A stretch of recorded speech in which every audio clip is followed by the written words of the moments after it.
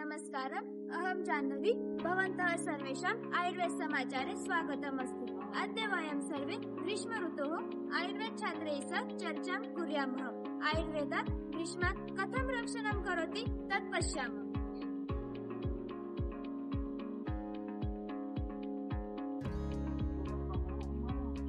नमस्कारम्, अहं जाह्नवी फ्रॉम आयुर्वेद समाचारे। भवान् अस्मात् ग्रीष्म ऋतुचर्याः महत्त्वं वक्तुं शक्नोति वा? आम्, किं न? तदर्थं ग्रीष्म ऋतोः प्रमुखलक्षणं कथयतु। तीक्ष्णांशु अतितीक्ष्णांशु ग्रीष्मे संक्षिपति वयत् प्रतिहं श्रियते श्लेष्मातेन वायुश्च वर्तति। एवम् आचार्यवाग्भट्टः कथितवान्, ग्रीष्मे रवेः बलम् अधिकमस्ति, शरीरस्य श्लेष्मा क्षयं भवति, वायुः वर्धनं भवति च। तदर्थं वयं किं कुर्यामः?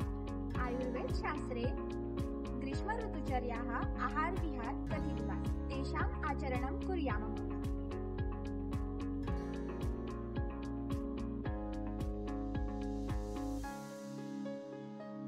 नमस्कारः, भवान् अस्माकं ग्रीष्म ऋतुचर्या आहारस्य पथ्य-अपथ्यं वक्तुं शक्नोति वा? आम्, किं न?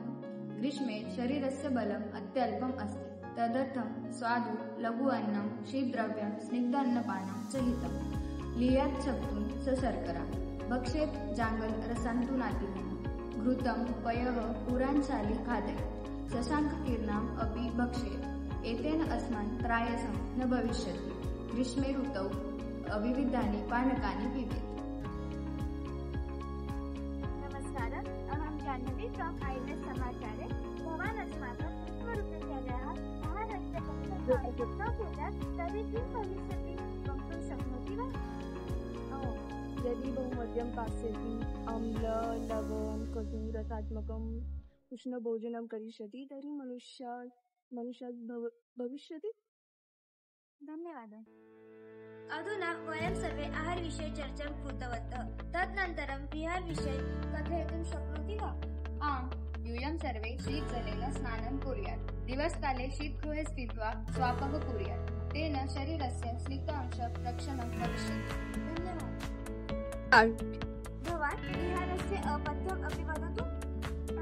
ग्रीष्मे व्यायामः भवेत्, धूमपानं च न करोतु, निश्वासपि जागरणं न कुर्यात्। एतेन कारणेन शरीरस्य वर्धनं भवति। धन्यवादः। यदि ग्रीष्म ऋतुचर्याः पालनं न करिष्यति तर्हि किं भविष्यति? तेन रक्तपित्तम्, अल्पबलता, दौर्बल्यम् लक्षणं भवति। व्रणाः अपि उद्भवन्ति। तर्हि वयं सर्वे ग्रीष्म ऋतुचर्याः पालनं कुर्यामः। एषा ग्रीष्म ऋतुचर्याः सर्वविध